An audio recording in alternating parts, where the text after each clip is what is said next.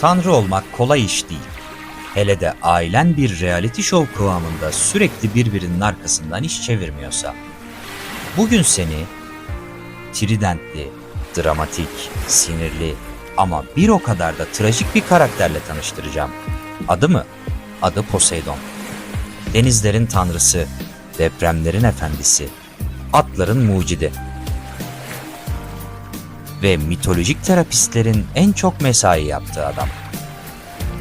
Poseidon'un hikayesi bir doğum değil, bir yutulmayla başlar. Annesi Rhea, babası Kronos'un çocuklarını yemekten hoşlandığını fark ettiğinde 6. çocuğu Zeus'u doğurmuş ve onu bir şekilde kurtarmaya karar vermiş. Ama daha önce doğan Poseidon, Kronos'un aperatifi olmuş bile. Kronos'un midesi biraz farklı çalışıyor tabi. Bu çocukları sindirmiyor, ruhlarıyla birlikte içine hapsediyor. Mitolojik bir mide, sonsuz bir saklama alanı. Bazı anlatımlara göre Rhea, Poseidon'u da kurtarır. Ama bunu kimseye söylemez. Onu bir grup deniz perisinin yanına, Ege'nin kıyısına saklar. Yani Poseidon'un çocukluğu gizli ve deniz temalı. Sanki tanrısal bir Aquaman origin story gibi. Zeus sonunda büyür. Kronos'un sindirim sistemine format atar ve kardeşlerini kusturur. Poseidon ve diğer tanrılar serbest kalır. Sonra da birlikte Titanlara karşı savaş açarlar. Bu savaşın adı Titanomachia. Tanrılar cephesinde genç, sinirli bir Poseidon, devasa Titanlara karşı mızrağını sallıyor. Poseidon'un savaştaki rolü az bilinir ama oldukça özeldir. Denizi öfkeyle karıştırır, dalgalarla devleri boğar. İlk depremini de burada yaratır. Yani sadece güç değil, sinirle çalışan bir tanrı portresi çizer. Titanomachia'da ilk kez öfkemi kontrol edemiyorum diyerek terapiye yönlendirilecek bir karakter olduğunun sinyalini verir. Ama tanrılar terapiye gitmez. Gökleri, yer altını ve denizleri paylaşırlar. Savaş sonrası kura çekilir. Zeus göğü alır, yani patron odasını. Hades yer altını alır, depresif kardeş.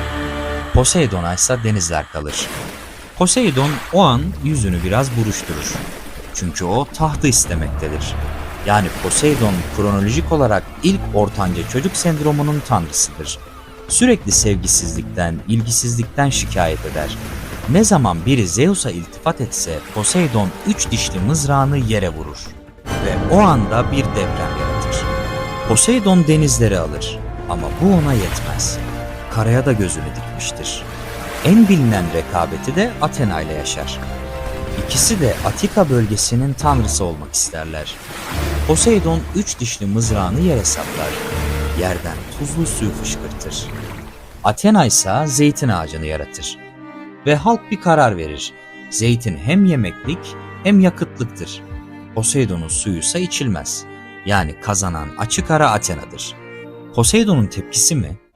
Bu şehirde ne medeniyet kalacak ne zeytin deyip bu bölgeye bir lanet yağdırır.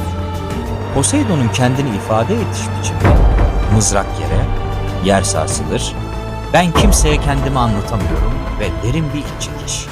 Poseidon Demeter'e aşıktır. Ama Demeter peşinden koşan bu deniz tanrısından kaçmak için kendini bir kısrağa dönüştürür. Peki Poseidon ne yapar? O da kendini bir ata dönüştürür. Mitoloji böyle bir yer işte. Bu aşk kovalamacı sırasında Poseidon fark etmeden ilk atı yaratmış olur. Yani modern hipodromların atası bir nevi burada canlandırılmış olur. Bir aşk kovalaması sonucu bir hipodrom ortaya çıkar. O günden sonra Poseidon atların tanrısı olarak da anılır. Poseidon'un en karanlık anı ise Medusa ile yaşanır. Medusa o zamanlar güzeller güzeli bir rahibedir. Athena'nın tapınağında yaşar. Poseidon onu görür, arzular ve onunla zorla birlikte olur. Bu olay Athena'nın kutsal mekanında gerçekleştiği için Athena, Poseidon'u cezalandırmak yerine Medusa'yı bir canavara dönüştürür. Saçları yılana, bakışları ise taşa döner. Poseidon'un arzusu bir kadının lanetine, bir tanrıçanın kıskançlığı kadının mahvolmasına dönüşür.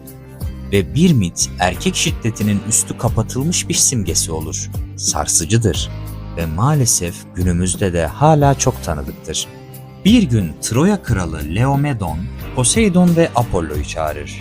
Gelin, Şehir surlarını inşa edin ve tanrılar işe koyulur. Surlar tamamlanır ama kral ödemeyi yapmaz. Poseidon ne yapar? Denizi açar, Troya'ya dev bir deniz canavarı gönderir. Maaşımı vermezsen canavarı yollarım politikasını başlatır. Poseidon mitolojideki ilk işçi sendikasını kuran tanrı bile olabilir. Poseidon'un aile albümü de oldukça geniştir. Eşi Amfirite'dir. Ama evlilik tanrı katında pek de sadakatle işlemez. Poseidon'un çocuklarındaki yelpaze de geniştir. Örneğin Triton, kabuklu borazan çalan bir tanrıdır. Denizlerin DJ'i diyebiliriz. Polyphemus, Odysseus'un gemi tayfasını yiyen tek gözlü dev. Tabi sonra Odysseus tarafından öldürülecek ve Poseidon'un Odysseus'a karşı başlattığı büyük lanetler silsilesi de gelecektir. Ancak o daha sonraki bir videonun konusu. Rhodos, Theseus ve Orion. Her biri farklı hikayelerin içine dalan diğer çocuklar. Ancak bu videonun konusu değiller. Poseidon'un çocukluğu genelde ya dev, ya canavar ya da bir şekilde trajik. Genetik mi desem yoksa ortamdan mı, bu pek bilinmez. Bir de tabi Atlantis var. Atlantis, Platon'un yazdığı en gizemli yerlerden biridir. Söylenceye göre Atlantis'i Poseidon yaratmıştır. İnsanlara düzenli, erdemli bir hayat kurmuş ama bu erdemli hayatın içinde insanlar zamanla yozlaşmışlardır.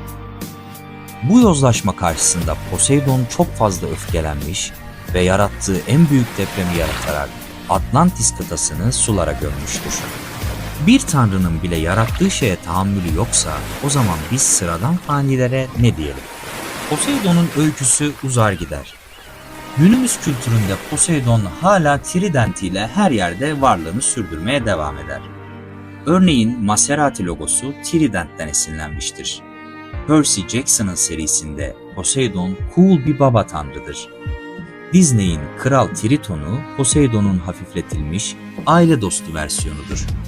Deniz kızları, deniz canavarları karikatürler. Poseidon her yerde dalga dalga geçiyor, gözüküyor ve hep bir gölgesiyle birlikte aramızda. Hatta DC'nin Aquaman karakteri bile Poseidon'un bir yansımasıdır. Poseidon bir tanrıdan çok bir duygu haritasıdır.